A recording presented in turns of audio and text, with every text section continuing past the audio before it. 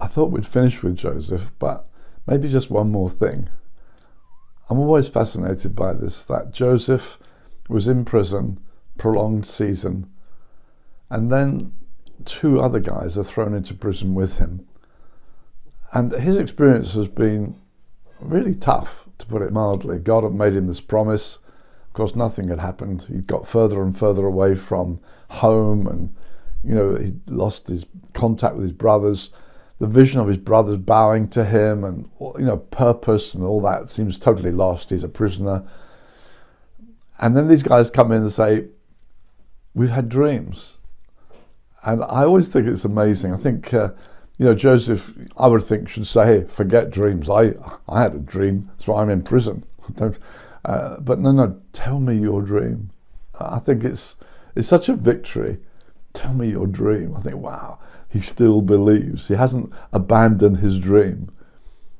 I want to encourage you not to abandon your dreams, especially things that God has said to you. It reminds me too of Abraham. He was given a promise, and the years slipped by, and nothing's happening. And then I love what it says in Romans chapter 4, that Abraham grew strong in faith. Now, I'd have thought with the delay, you grow weak in faith, that as time slips by, faith would dwindle. But it doesn't say that. It says Abraham grew strong in faith, fully persuaded that what God had promised, he's also able to perform. It says, giving praise to God. He kept in fellowship with God. Faith is fundamentally a relational thing. It's not optimism. It's not, well, you always look on the bright side. It is believing God. It's trusting God and keeping that relationship with God bright. So Abram giving praise and glory to God, fully persuaded what God had promised. If God promised it, he's able to do it. Circumstances are quite secondary. If God has said it, God's committed to it.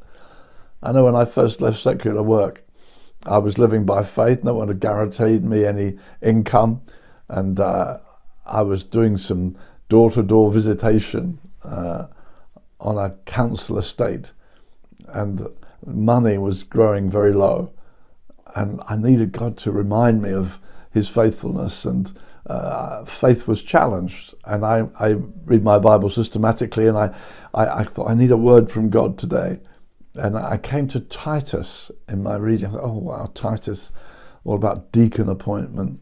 What a deadly thing to come to. But I began to read, and the opening verses in Titus talk about the God who cannot lie.